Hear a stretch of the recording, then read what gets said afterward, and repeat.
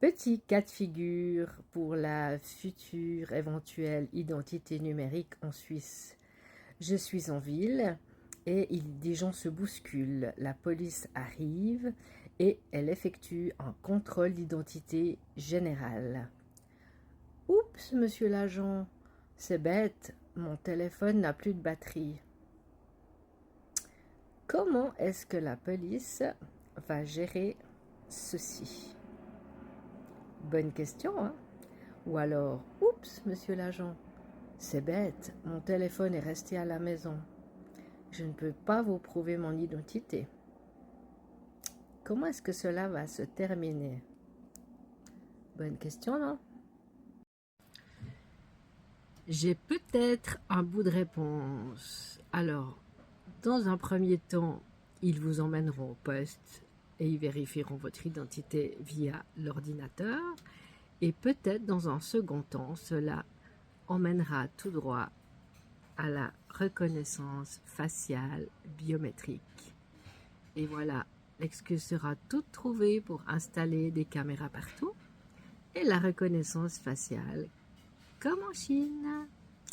Et puis du coup, je vous fais passer à nouveau la petite vidéo juste après d'une fille qui relève quelque chose de très intéressant et de très pertinent. Salut les amis! Est-ce que vous voyez les boutiques là qui sont partout en Europe, souvent dans des loyers les plus chers de la ville, dans les rues les plus touristiques où il y a le plus de passants? Ces boutiques là où tu peux prendre en photo ton iris. Il y a des gens qui disent que c'est du blanchiment d'argent. Je pense que c'est beaucoup pire. Restez avec moi, vous allez être abasourdis. Dans la médecine, quels sont les 10 éléments permettant l'identification d'un corps humain par rapport à un autre corps humain, ou même l'identification d'un humain par rapport à un robot? Le sang, la salive, le sperme, la sueur, les cheveux, les empreintes digitales, la voix, les dents, la démarche et pour finir, l'iris. Ça, c'est ce qu'on appelle des données biométriques. C'est des informations sensibles, uniques de chaque être humain. C'est un peu comme ta carte d'identité biologique. Certaines de ces informations, on les a données gratuitement aux compagnies high-tech, notamment l'empreinte digitale.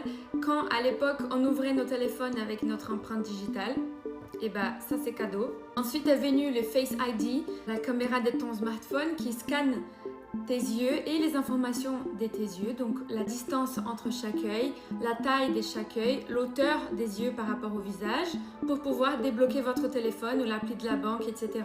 C'est quoi les rapports avec ces boutiques? C'est étrange parce qu'elles sont souvent les loyers les plus chers de la ville, mais elles sont toujours vides. Chaque photo coûte environ 50 € et les loyers d'un immeuble commercial dans ces genres de spots touristiques, ça peut aller de jusqu'à 30 000 € par mois.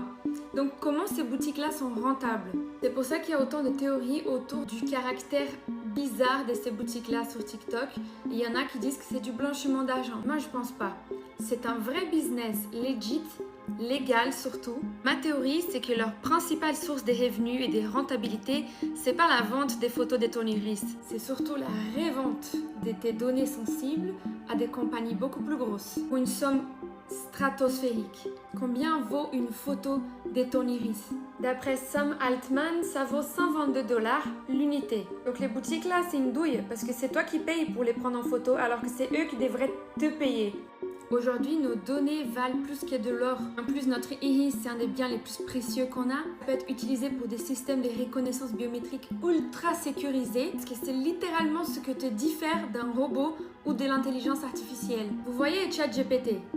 ChatGPT, c'est un outil créé par une entreprise qui s'appelle OpenAI, dont le CEO c'est Sam Altman. Vous allez être choqués de ce qu'ils ont fait au Brésil. En 2024, OpenAI a ouvert un stand des prises de photos de l'iris à São Paulo au Brésil et ils offraient en échange 122 $ à toute personne acceptant de donner une photo de leur iris à cette entreprise. Le but, c'était de prévenir l'utilisation des bots dans les nouveaux outils de sécurité. Donc par exemple, pour prouver que tu es humain et que tu n'es pas un robot.